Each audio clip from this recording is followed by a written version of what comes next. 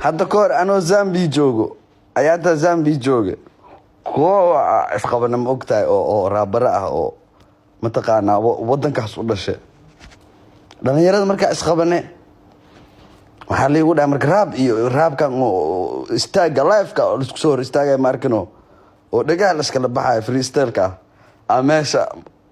la isku la imaadano anna wax ma diyaarsanan xarfaanta marka waan dareemay inuu nin walbeed saa wax loo akhriyo in wax muddo soo xifdinayeen inuu yaa waa dareensanaa faant waa isku dajiye xarfaantii waa u fikir waxa isdhaa kuwan hadii ku soo aado hadii niyo sharmo qaybtaada ku soo aado ma hadii doontaa kullu raabowsiisa la rabaa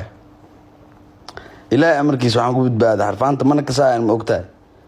ba ta jaha qada ra sa sha da ga fa ka la ma na wa ha ya ba ta jaha la soo celiyano xarfaanta waxay dhahan bismillaahir rahmaanir rahiim